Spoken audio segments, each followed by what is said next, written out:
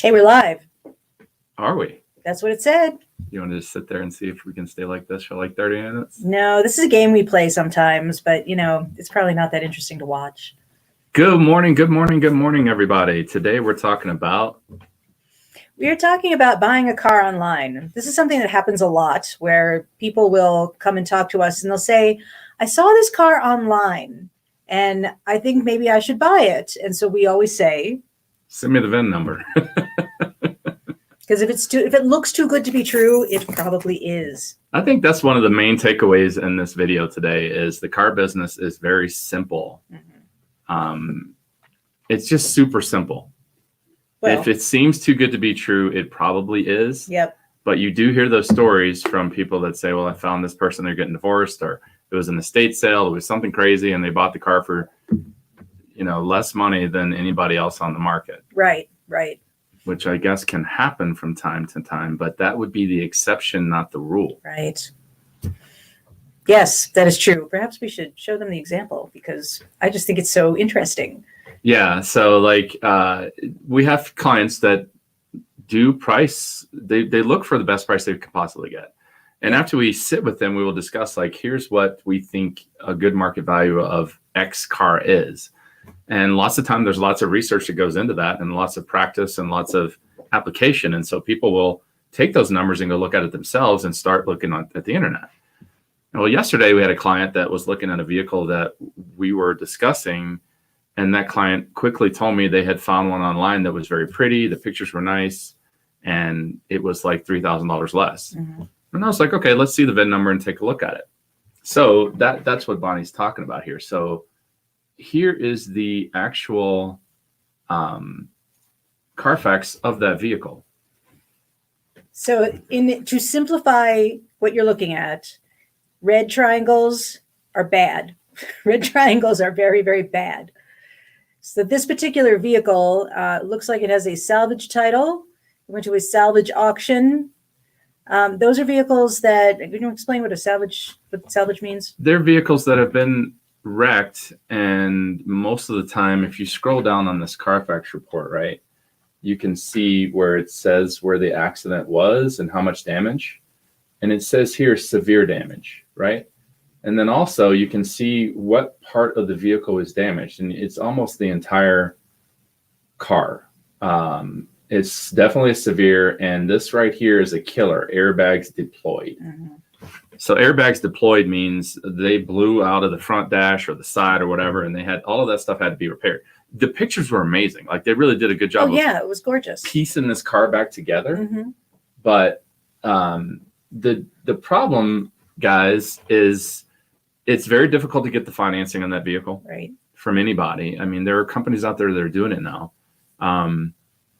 If you dig deeper, I'll show you something else. Let's go back to that screen. If you dig a little deeper, they have a button here that says warranty check. That car was a 19 with 23,000 miles. And most of the time, Hondas have a 5-year, 60,000 mile powertrain warranty and a 336 bumper to bumper warranty.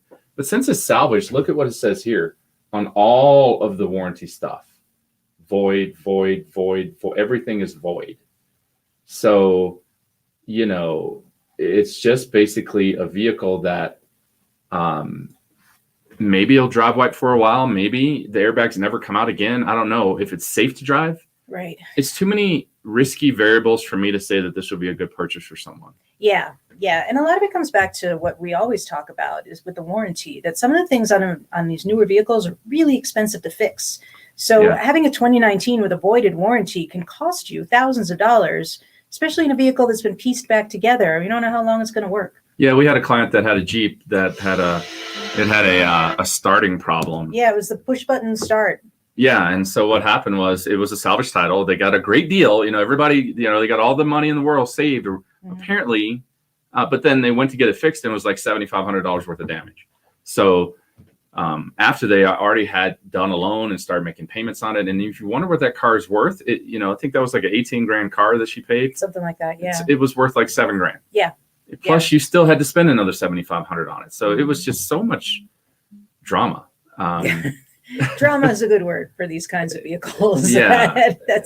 They will create a lot of drama. That there's always people who want to, kind of do things at a I don't know, like the ground level. Hmm. And but you would need a certain skill set in order to manage a vehicle like this. And for most people, it's really, it's a money, it's just a way to waste money, basically. You'll just end up buying another vehicle, which is exactly what that client ended up having to do. Yeah, it's a money pit. So we don't sell those vehicles here. If you are looking at a vehicle and it looks like a good deal, you can call me or Bonnie, or you can email us and just have us check the VIN number. Yeah.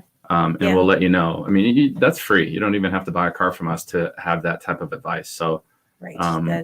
There's a lot of cars out there on the internet, and some of them they'll show you the Carfax, and you can see that for yourself. And you should definitely look at it if that's an option. But some of them don't, and you really want to see the Carfax before you buy a vehicle, especially like we said, if it looks too good to be true, it probably is. So you want to look long and hard for what's wrong with that vehicle that's causing it to be so inexpensive.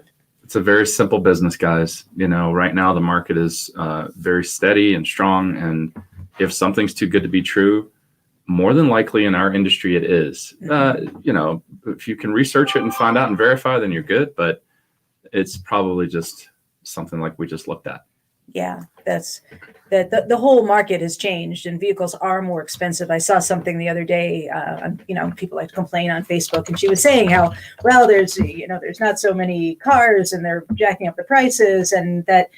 But essentially, I wouldn't say it exactly the same way, but she's essentially right that the supply has shrunk, and it is staying that way. Dealers are buying fewer vehicles to put on their lots, and the result is that with the demand that cars are more expensive right now. So especially, if you're looking online and you see something that seems really cheap, especially now, it probably is too good to be true.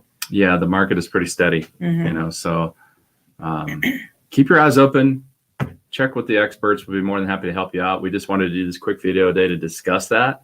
Hope you got something out of it. Go back and scroll back through the Carfax and take a look at it. If you want more info, give Bonnie or myself a call.